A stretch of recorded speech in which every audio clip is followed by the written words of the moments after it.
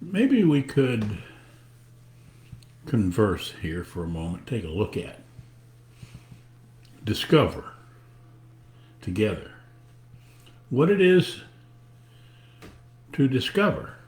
What is discovery? I suggest that discovery is from intelligence, from the now, happens in the present. Like I've got a splinter in the hand. There, I got it. That happened in the now. Because it hurt right now, so I had to pull it out of my finger. It's actually, discovery is sort of the mirror image of, or rather, learning is the mirror image of discovery. Learning is a function of the physical action, how much is 2 and 2, how many inches are in a foot, how many steps are in a mile, whatever all of those things that we need to learn are. And then we have to remember them or post them in a book or take notes and study and know where to look them up if we can't remember them. Discovery is something that when it happens, there's no memory needed. It's there. You simply see the truth of it. However, it happens in the present. It happens now. On this planet, the people in this world, they live in or from our past. We're ever repeating our past. So discovery for most people is something almost never happens because it requires leaving everything that you know, losing everything that you know, at least momentarily, so that you can discover something new. Surprise, surprise, discovery. If you live in the contextual world of creation, intelligence, and truth, your life will be lived from discovery. You'll live from what you've discovered. One of the greatest discoveries I've made is belief blocks intelligence. So anyone or any group that believes something lives outside of the now. They live outside of the present. They live in their history. And there can be no discovery there unless they happen to have some thing happens that's so big it jars their belief. And if they can then move outside of their belief, then perhaps they'll make the discovery that belief blocks intelligence. Intelligence must have an open flow to it. It must flow constantly. Belief puts a block there, a little like a beaver builds a dam. And you know what happens to water? If it gets dammed up, it becomes stagnated. It circles around on itself, and it even can kill whoever that is or whatever it is that drinks it. So the suggestion that I have here is for each of you to discover that you've lost the ability to discover. You see the difficulty in that? Were you able to begin discovering? The first thing that probably you would discover is your life has been a complete lie. All of it, right from your first memory until right now, however old you are. And from there on, then, you can live your life from discovery, from creation, from intelligence and truth. Truth delivers it to the, by it I mean the discovery, to your everyday life. Right now we live our lives from knowledge, that which we've already learned, that which we put into our memory banks to say, do this and don't do that. This happens if you do all the things that we know. Creation happens from nothing.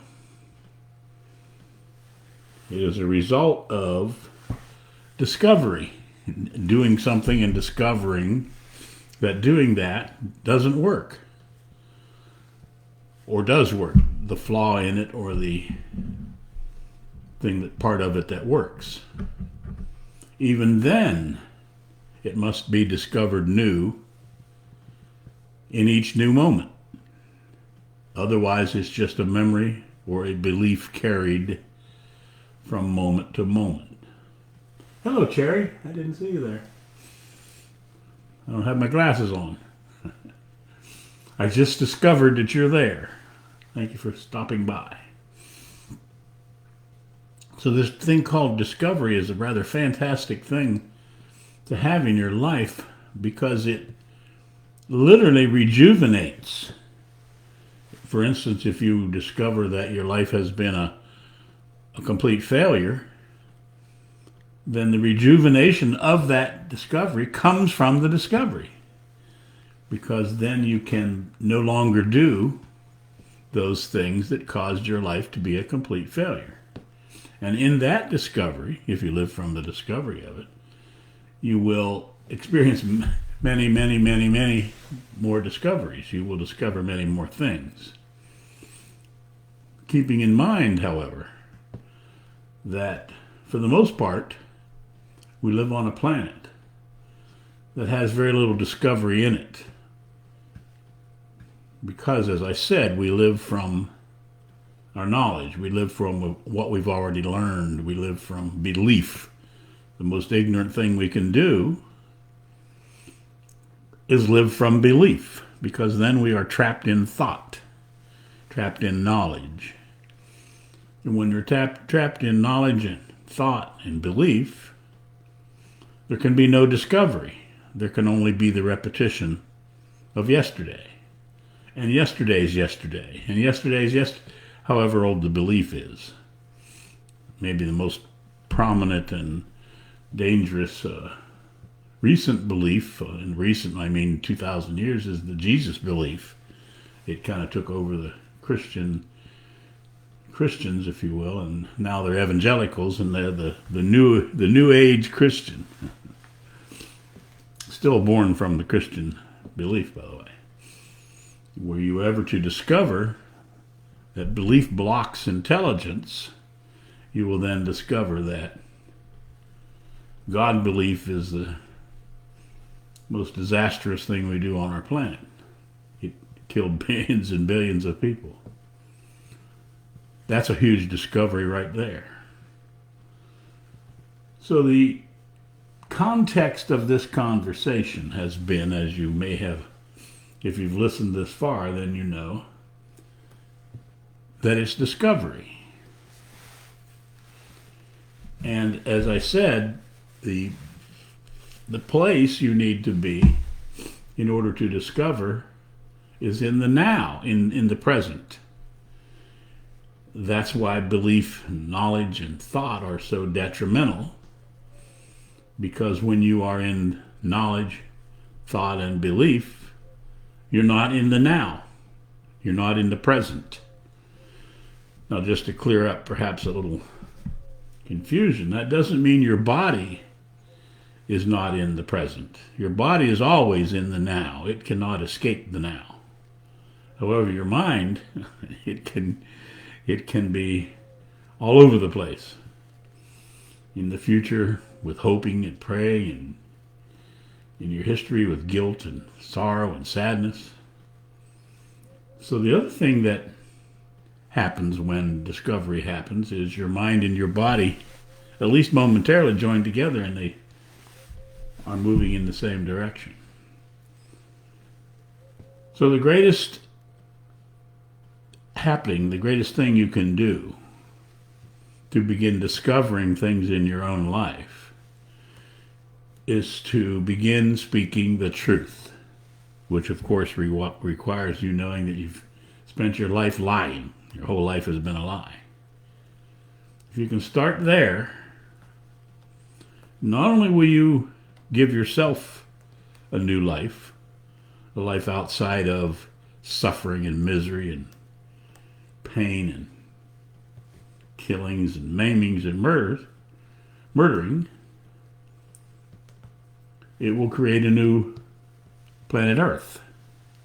It will bring forth peace, because it will come from peace. You cannot bring forth peace from gun. If you bring forth, whatever you bring forth from gun will be gun. Even in that nut-headed Bible it says, live by the sword, die by the sword, which would make live by peace, die by peace. Well, die by until you die. You will bring forth peace because you bring forth peace from peace. You are free and you bring forth being free from being free. So there's some huge discoveries for you to consider. Cherry, I don't know if you're still there. Thank you for holding my hand while I'm stumbling through this conversation about discovery. To each of you, yep, you're still there. Oh, Clover. Tell Clover I said hello. A perfect experience of discovering to each of you is sent.